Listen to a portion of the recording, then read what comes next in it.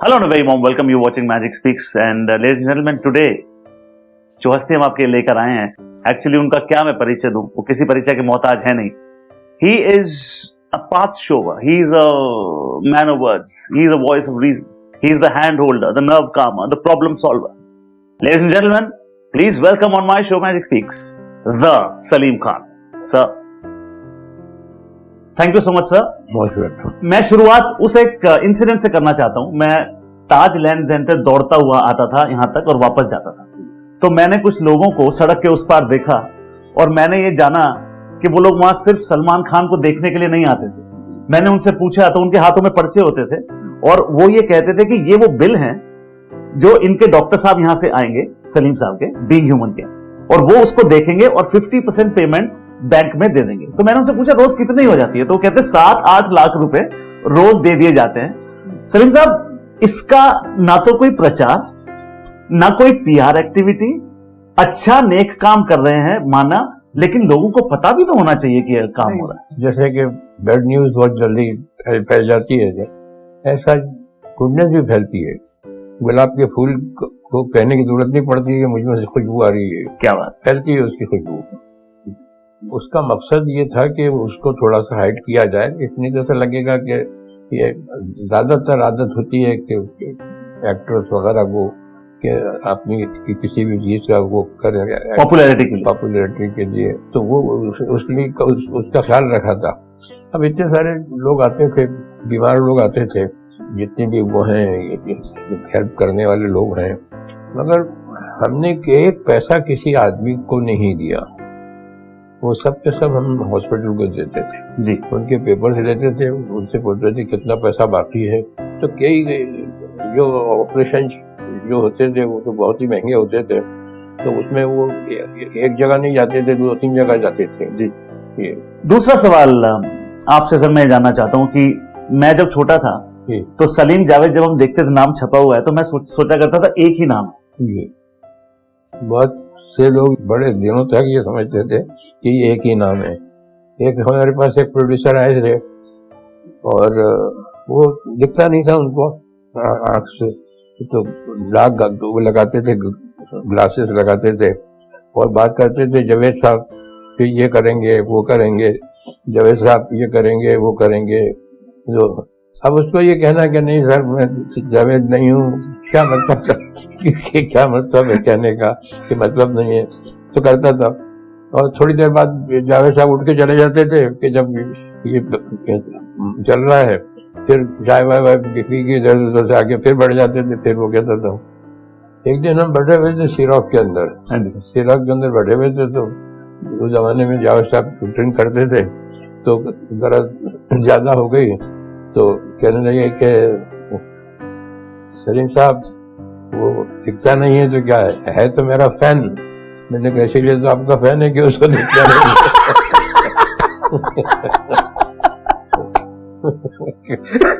मैंने कहा है इसीलिए तो आपका फैन है. तो उन्होंने ये किस्सा कई जगह सुना है. ये सर ये जो जोड़ी थी आपने छोटे भाई की तरह हमेशा रखा, वो कब कहां क्यों कैसे वो जोड़ी टूटी, एक बार फैंस को जरा बताएं. नहीं ये तो मुझे भी आज तक समझ में नहीं आया, तो मैं क्या समझाऊं किसी को. मगर एक दिन उन्होंने मुझसे कहा कि मैं अलग होना चाहता हूँ. शाम को हम काम करते थे, सुबह 9-10 बजे मिलते थे, 1:30-2 बजे तक काम करते थे, फिर मैं वापस आ जाता था घर. फिर मैं 3-4 बजे वापस जाता था. उन्होंने अचानक कह दिया कि छोड़ना, तो मुझसे कहा कि मैं अलग होना चाहता हूँ. तो मुझे ऐसा लगा कि मैंने शायद सुना नहीं ठीक तरह से. मैंने क्या कहा आपने? मैं अलग रह कर काम करना चाहता हूँ. तो मैंने कहा आपने ये 5 मिनट पहले तो सोचा नहीं होगा. तो कहने नहीं, मैं कोई अरसे से सोच रहा था. मैंने कहा ठीक है. मैं उठा और वो मुझे गाड़ी तक छोड़ने आने लगी, जो कि प्रैक्टिस नहीं थी, गाड़ी खड़ी होती थी बाहर, तो मैं चला जाता था गाड़ी में उठकर. तो मैंने उनको रोका और कहा कि मैं I can look after my self, रहने दीजिए. फिर मुझे उससे कोई ऐसी कभी बिटरनेस पैदा नहीं हुई कि मैं तो छोड़ूंगा नहीं, अब ये कर दूंगा और वो करने को, ये कुछ नहीं हुआ. ये कि उसमें कोई लड़ाई झगड़ा, कोई जैसे वो मीडिया के लिए एक पिकनिक हो जाती है कि क्या हुआ था, तुमने क्या किया था, वो नहीं हुआ। वो कुछ नहीं हुआ। ये दिस इज वन पार्टी, एक वो थी, पार्टनरशिप थी जो टूटी है, तो किसी को पता ही नहीं लगा कि क्यों, क्या, कैसे होगा, नहीं हमारे में नहीं पड़ा। आपने बाद में भी इसलिए सर कभी मुड़ के नहीं पूछा कि क्यों ऐसा हुआ? नहीं, मैंने नहीं, जब ये हो ही गया सोचा, मैंने तो पूछने का मतलब तो नहीं था वो कोई। उसके बाद जो उन्होंने अलग फिल्में कर ली थी तो उनके अनाउंसमेंट भी आए। सनी साहब, एक चीज लोगों को बिल्कुल, जो भाई आपने जब कपिल शर्मा शो पर आप गए, आपने एकदम आग लगा दी और लोगों ने कहा, people stood up and took notice. लोगों ने कहा सलीम साहब को हम एज अ राइटर, सलीम साहब as a screenplay writer, Salim साहब एज अ लेजेंड, लेकिन ये पहलू तो हमने देखा ही नहीं था कि सलीम साहब can be such a fine story teller. आपने तो हंसा हंसा के लोगों को कुर्सी से गिरा दिया। तो ये जो ह्यूमर है सलीम साहब, ये were you always born with it या इस समय के साथ है? नहीं, देखिए वो तो बचपन से ही था। कभी भी कोई फिल्म जब देख के आता तो बचपने में भी तो के बाद वो बोलते थे, लड़के बोलते थे कि यार तुमने पिक्चर देखी इसलिए कि मुझे ज्यादा देखने को मिलती थी, तो उसकी कहानी सुनाओ। तो मैं बिल्कुल स्क्रीन पे फॉर्म में ही सुनाता था कि जैसे देखा था, जितनी याद रहती थी ऑल दैट। तो वो था एक नरेशन का एक आर्ट जो नेचुरल था। और मैं ये समझता हूँ कि ये जो टैलेंट जो है, ये एक बड़ी चीज ऐसी है जो खुदा की देन है। और आप अगर हमारी माइथोलॉजी से बात लें तो ये कहेंगे सरस्वती की देन है, सरस्वती की। और एक इसके साथ साथ एक बहुत अच्छा किस्सा भी है हमारी अपनी माइथोलॉजी का, कि लक्ष्मी गई भगवान के पास और कहा कि मुझे कोई दीजिए।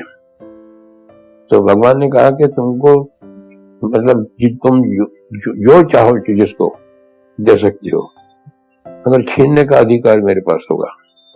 ठीक है। इसके बाद उनको पता लगा सरस्वती को कि लक्ष्मी को कुछ दिया है भगवान ने, तो उन्होंने कहा मुझे भी कुछ दीजिए, आपने लक्ष्मी को कुछ दिया है। तो उन्होंने कहा तू जिसको चाहे जो दे सकती है, छीनने का अधिकार मेरे पास नहीं होगा। तो आज देखिए लता जी चली गई, मगर उनका गाना सब सालों तक तो चलेगा, चलते ही रहेगा, चलते ही रहेगा। बाकी पैसे जो हैं वो एक झटके में चले जाते। मुझे यही नहीं मालूम था कि मैं लिख सकता हूँ। वहाँ कॉलेज के अंदर लड़कों के लव लेटर लिखता था। आप लिखते थे? हाँ, लव लेटर, उनके लव लेटर सब। और पीछे मतलब लाइन लगी होती थी, यार मेरा भी है, मेरा भी है, मेरा भी है, ये करके। और वहाँ फिर ये कहती कि चाय भी पिलाना पड़ेगी और वो माओ बाटी होती है वो भी खिलाना पड़ेगा, वो करता था, करते थे।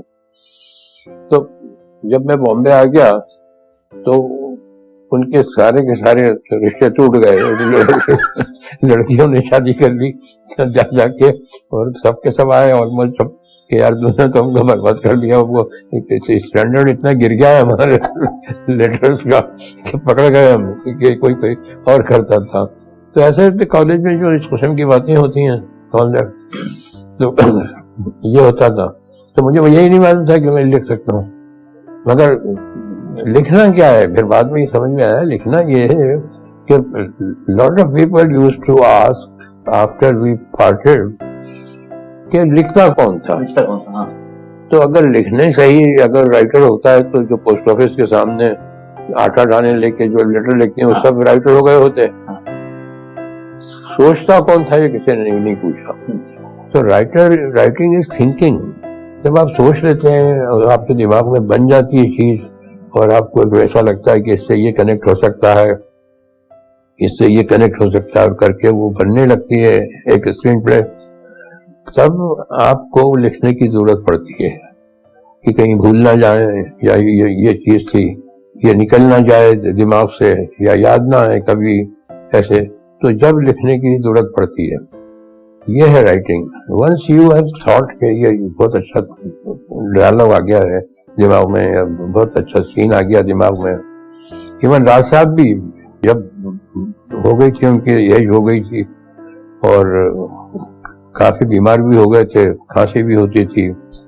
तो जब ये कहते थे कि आज तक अच्छे अच्छे सीन आते हैं, अच्छे अच्छे डायलॉग आते हैं, अच्छी अच्छी कहानियां आती हैं, मगर ये जिस्म जो है साथ छोड़ रहा है।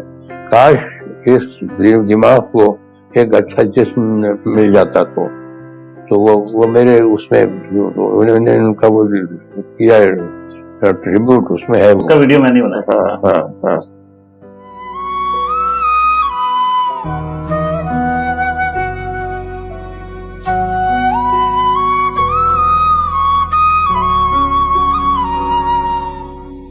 I am Salim Khan. This is my humble tribute to the most fascinating, interesting, talented human being I have come across in my life. I have been in the business of words, but several times writing this, I fell short of words. Then the heart took over. This one is from the heart. Rasab, we love you, we miss you. This tribute is from one legend to the other. You can watch the entire tribute on YouTube. Believe you me, it is just so heart-touching. Back to the interview. Sir, आप किताबें बहुत पढ़ते हैं। इससे पहले मैं आपसे सवाल पूछूं, मैं एक इंसिडेंट यहाँ पर नरेट करना चाहता हूँ। मैं एक दिन किसी प्रोड्यूसर को अपना गाना भेज रहा था, भेजते भेजते छाती पे फोन रखा गया, तो मेरी जब आंख खुली सर, तो मुझे लगा आखिरी बार कब था जब मैं छाती पर किताब रख के सो गया। तो फिर मेरे जहन में चंद लाइनें आई, अगर आप इजाजत दें। बिल्कुल। मैंने लिखा कि बीत गया है एक अरसा, छाती पे रख किताब सोए, तैरती हैं ये मेरी उंगलियां इस फोन पर, खुद से कब जुदा हुआ, ना इल्म है ना शक हुआ, करवटें भी अब मेरी भारी है मेरी नींद पर, मुस्कुराती है मेरी स्माइलीज किसी और पर, मुस्कुराती है मेरी स्माइलीज किसी और पर, मुस्कुराए हुए अब मुझे अरसा हुआ, फालतू में ढूंढते हैं, सोचते हैं, कोसते हैं, काश मेरा भी कोई अच्छा सा एक दोस्त हो, छोटी सी जिंदगी का छोटा सा एक सार है, घर किताबें हैं करीब, तो क्यों करीब कोई और हो, जा जरा आजाद कर खुद को अपने जाल से, दे बदल हर शाम अपनी फोन को किताब से। तो किताबें बुक्स। सर आप जो कहेंगे तो करोड़ों लोग सुनेंगे, प्लीज बताइए महत्वता पढ़ने। नहीं, ये था कि जब मैं आया बॉम्बे तो मैं अकेला ही था, तो उस जमाने में टीवी नहीं था, समझे। आई लैंडेड इन बॉम्बे इन 1959, समझे। और तो कभी जाके पिक्चर देख लेते थे शाम को, कभी कुछ दो दोस्तों के साथ, बाकी पढ़ने के अलावा कुछ था ही नहीं कि कैसे टाइम पास करें। और उस जमाने में एक्टर्स भी पढ़ते थे, उनके गाड़ियों में किताबें रखी होती थी, वो चेंज भी करते थे कि इसको ये किताब दे दी भाई, पढ़ो, ये बहुत अच्छी किताब है। वो कैसे करते थे डिस्कस, किताब की दुकान पे जाते भी थे, पिकअप भी करते थे, कोई आई है best seller and all that. और उसने मुझे बहुत राइटिंग में हेल्प किया। आज काफी शिकायत हो रही है कि अच्छी फिल्में नहीं बन रही हैं, पिक्चरें फ्लॉप हो रही हैं। पिक्चरें अच्छी बनती हैं अच्छी स्क्रिप्ट से। वो पहले स्क्रिप्ट आती है और उसके बाद पिक्चर आती है। शोले की स्क्रिप्ट बनी थी, उसके बाद शोले आई है कि अब ये सीन कैसे करेंगे, ये सीन कैसे करेंगे। वो फिर वहां से प्रोड्यूसर आता है कि कितने पैसे लगाएगा, कितना बड़ा कर सकता है उसको। मगर वो जो होता है उसके लिए एक स्क्रिप्ट चाहिए। आज स्क्रिप्ट ही नहीं है लोगों के पास, और वो स्क्रिप्ट जो चाहिए वो स्क्रीन प्ले फॉर्म में चाहिए कि बिल्कुल लगे कि आप फिल्म देख रहे हैं। सर आपसे जब भी बात करते हैं तो एक बात का जिक्र हमेशा आता है कि you raised your children very well. हमेशा बच्चों को देख के अंदाजा लग जाता है कि परवरिश कैसी हो, पेरेंट्स कैसे हो। सलमान खान, आपकी और सलमान भाई की जो रिलेशनशिप है, is it dad and son और is it two very good friends? Two very good friend. He shares everything. हाँ, हर बात। हाँ, कोई छुपी हुई नहीं। कोई ऐसी बात होती है जो बोलते थे डैडी को मत बोलना, जो उसके फेवर में नहीं हो। हाँ। तो हम उसको छुपाता है, अगर मैं सब बोल देते तो छुपाना होता है। तो देखिए जहां पर ये इंटरव्यू चल रहा है, ये फर्स्ट फ्लोर है गैलेक्सी अपार्टमेंट्स का, नीचे 1 बेडरूम हाउस सलमान भाई का है। सर सवाल ये उठता है कि वो चाहे तो कहीं भी रह लें, हाँ वो चाहे तो कुछ भी खरीद ले, बिल्कुल। ठीक है, लेकिन वो यहाँ से नहीं जाते, और नहीं जाते उसका कारण एक है कि सलमा आंटी उस कमरे में वहां है, सर यहाँ है, और वो कहते हैं जब तक मेरे माता पिता यहाँ पे हैं, हाँ, तो मैं यहाँ से छोड़ के कैसे चला जाऊँ। बिल्कुल। आपके पिताजी तो डीआईजी थे, डीआईजी, हाँ और आप एक अच्छा, ये बड़ी इंटरेस्टिंग चीज है, लोगों को नहीं पता, सर एक ट्रेन पायलट रहे। सर प्लीज उसके बारे में कुछ बताइए। जी। हाँ हाँ, मैंने फ्लाइंग की है, करीब 100 आवर्स के करीब मैंने की है सोलो, तो फ्लाइंग की है, और इंदौर से की है मैंने फ्लाइंग के। और मैंने एक मेरे 4th आवर का हुआ फ्लाइंग का था, और मैं सर्किट एंड लैंडिंग कर रहा था, और उसमें इंजन बंद हो गया, तो मैंने क्रॉस अपना जो वो था अपना रनवे, तो उसमें जाके पूरा राउंड लेके नहीं आ सकता था, इंजन बंद हो गया, तो ग्लाइड करके मैं सिर्फ क्रॉस करके वो कर सकता था लैंड, और मैंने लैंड किया, फर्स्ट लैंडिंग की मैंने। सर ये आपके मुंबई आने से पहले की बात है? हाँ, मुंबई आने से पहले, जब मैं फ्लाइंग कर रहा था जी। सोचा था, एक बहुत सी चीजें सोची थी, क्रिकेटर बनना सोचा था। हाँ। कि क्रिकेट खेलेंगे, और बड़ा शौक भी था क्रिकेट का, कि क्रिकेट मतलब क्रिकेट से आज भी ये होता है कि मजाक मजाक में कहता हूँ कि कभी भी अगर खुदा न खास्ता में हो गया, निकल गया, नहीं मैं बताता हूँ, सुनिए तो सर सेंचुरी मिनिमम, सेंचुरी, अच्छा सेंचुरी मिनिमम, कोशिश करेंगे हम। मेरे बच्चों से एक जो रिश्ता है वो दोस्ती का इसलिए है कि हम अपने फादर से बहुत डरते थे, और उस जमाने की वो फिलॉसफी भी ऐसी थी कि खिलाओ सोने का निवाला और देखो शेर की निगाह। समझा, ये कहावत थी, खिलाओ सोने का निवाला और देखो शेर की निगाह। मैं डरा के बच्चों को रखो नहीं, तो हमारे फादर ने बहुत सीरियसली लिया उसको, समझो वो कहावत को। तो हम इतना डरते थे, तो उस जमाने में क्या होता था कि लंबा मकान था, तो जब फादर आ रहे होते थे रात को, तो जूते की आवाज आ जाती थी, चर चमड़े की आवाज आ जाती, तो हम किताब लेके बैठ जाते थे। तो हमारी जो ट्रेजेडी थी लाइफ की वो ये थी कि क्रेप सोल आ गया। हाँ। तो क्रेप सोल आ गया तो जूते की आवाज नहीं आती, तो हफ्ते में 2-3 मरतबा तो पकड़े जाते थे। तो समझा, हम डरते बहुत थे उनसे।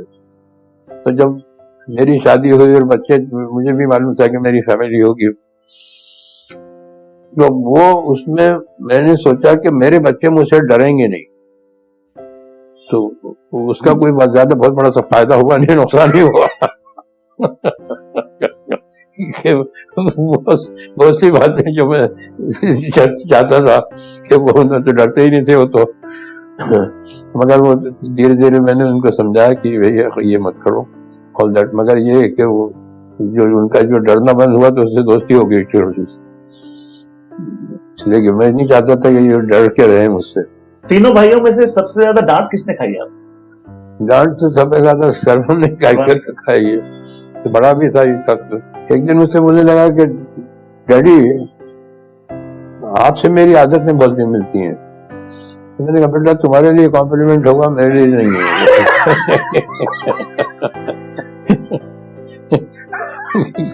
मेरे लिए नहीं है ये, समझेंगे। तो मैंने कभी ये गलत फहमी में मत रहो तुम, मैं समझता हूँ कि मैं तुम्हारी कोई भी आदत नहीं मिलती मुझसे। सर ये जो रिश्ता है आपका और सलमान भाई का दोस्तों वाला है, आपका एक इंटरव्यू में देख रहा था और आपने कहा था कि 6-6 महीने हो जाता है कि मैं उससे बात नहीं करता। हाँ, कभी कभी ऐसा होता है कि मुझे कोई बात नागवार गुजरती है या कोई लगता है कि गलत किया, तो मैं बात नहीं करता उससे, और वो नीचे से भी ये पैरापेट के नीचे से जाता है। जब अगर मैं खिड़की में बैठा रहा हूँ कि नीचे से दीवार से रगड़ता हो जाता है, मैं ये दिखता है ना नीचे यहाँ, तो मैं अगर यहाँ खिड़की में बैठा रहा हूँ तो वो तो नीचे से बिल्कुल नीचे से ऐसी जगह से जाता है कि जहाँ से ऊपर वो दीवार है। हाँ, फिर थोड़े दिन के बाद आता है, गले मिलता है, बंदा सॉरी करके ठीक। मैंने कहा नहीं तो he is a very giving person, हाँ, ही लव्स टू गिव। नहीं क्या है कि सब मैंने देखा है कि जब भी आदमी अपने किसी काम में, हुनर में बहुत ही कमाल कर रहा होता है तो वो एक चीज भूल जाता है, his growth as a human being. वाह, वो क्रिकेट खेल रहा है तो बस बोल रहा है कि ये सेंचुरी, ये 50 की, वो सब गिनता रहता है वो। सर ने बात की the biggest superstar the country is ever seen, Salman Khan. वो जब पापा नाराज होते हैं, सलमान खान भी दुख के साइड से निकल के जाता है, एंड दैट इज रिस्पेक्ट। इस पे सर मैंने 2 लाइनें लिखी थी। तो मैंने लिखा कि बैंक की ईएमआई चुकानी है, चिंता लगी रहती है, ब्लैकलिस्ट ना हो जाओ, फिक्र लगी रहती है। एक माँ बाप भी है जिनकी एक ईएमआई बनती है, 2 शब्द प्यार के, स्नेह के, दुलार के, वो देने में भी कंजूसी लगी रहती है। धूप में बाप तपता है, चूल्हे में माँ जलती है, तब जाकर औलाद पलती है। और मैं कहूंगा लोगों से, एक लोन है जो करना है चुकता, जो माँ बाप का ना हुआ किसी का हो ही नहीं सकता। The respect that Salman Khan has for his parents is testimony enough for this. Sir अब रैपिड फायर राउंड में आपको, सर को बिल्कुल मैंने कुछ बताया नहीं, ये फर्रा मेरे पास ही था। जो भी मैं नाम दूंगा सर इंस्टेंटली जो भी सर के ध्यान में आता है। सलमान खान सुपरस्टार तो सब जानते हैं, नहीं,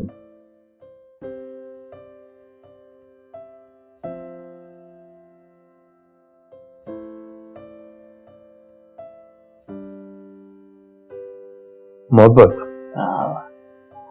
देखिए 15 सेकंड लिए एक पिताजी ने बेटे के बारे में बोलने से पहले, Helen aunty. Very dedicated person. Salman aunty. Salma aunty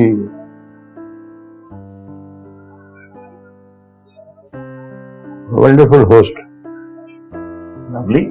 being human. Being human is a difficult thing, but what you do?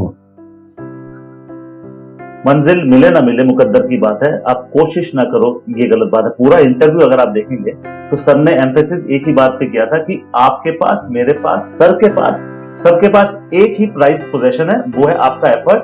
आपसे आपका एफर्ट कोई छीन नहीं सकता। Javed Akhtar. Javed Akhtar intelligent man. Okay. Sholay. मुश्किल है अब बनना, मुश्किल है दोबारा बन नहीं सकते। Mahendra Singh Dhoni. Cool. Cool. Mister cool. Galaxy apartments. ये घर हाँ घर है। घर। सर आखिरी है, मेरा अपना नाम दे रहा हूं। पदमजीत शरावत। इसको शरावत की जगह आपका नाम शराफत होना चाहिए। सर अब मैं दो चॉइसेस आपको दूंगा, आप मुझे बताइए कि आप में से कौन सी ज्यादा पसंद है, शोले या मैंने प्यार किया? शोले। सचिन या कोहली? सचिन या कोहली? विराट कोहली या सचिन तेंदुलकर? दोनों में से कौन ज्यादा पसंद, कौन बेटर रोल मॉडल आपके लिहाज? Brian Lara. दिलीप कुमार या अमिताभ बच्चन? दिलीप कुमार। सर एक स्टेटमेंट हम पढ़ रहे थे, जब जंजीर के लिए कास्टिंग चल रही थी तो वो बच्चन साहब को तो इंट्रोड्यूस आप लोगों ने कराया। हाँ? इंट्रोड्यूस हमारे फिल्म के लिए नहीं, फिल्म में काम कर चुके थे वो। हाँ। जंजीर के लिए। जंजीर के लिए आप लोगों, तो असली जर्नी तो वहां से शुरू। हाँ, करियर वहीं से शुरू हुआ जी। नहीं तो जा रहे थे, वापस जा रहे थे। किशोर या रफी? रफी। साहब एक गुजारिश मैं आपसे करूंगा, आप मुझे डांटना मत इसके, मुझे पता है आप अच्छा गाते हो, मुझे पता है आप अच्छा गाते हो, यू सिंग वेरी वेल। आज तक मिलियंस ऑफ फैंस को इस बात का इल्म भी नहीं है, पता भी नहीं है उनको। क्या आप मेरे शो पे 2 लाइनें गुनगुना कर एक महक यहाँ पैदा कर सकते? अब के हम बिछड़े तो शायद कभी ख्वाबों में मिले।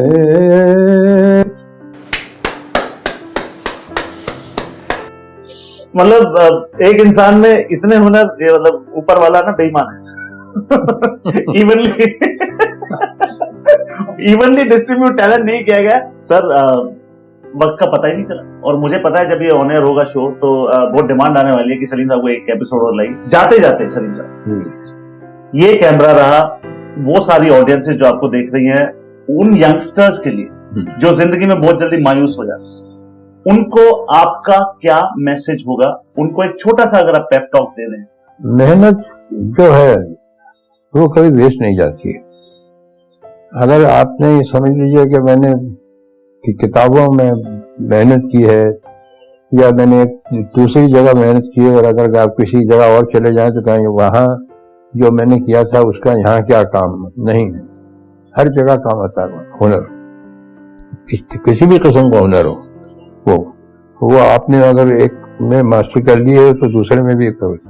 इवन खेल में भी यह है कि अगर आप अच्छा क्रिकेट खेलने लग जाए तो हॉकी बहुत जल्दी खेल सकते हैं आप, इसलिए उसके लिए इतना टाइम नहीं लगेगा। हाँ, फुटबॉल भी खेल लेंगे आप कर लेंगे। अगर एक गेम आपको आ जाए तो आप हर गेम बहुत आसानी से खेल सकेंगे।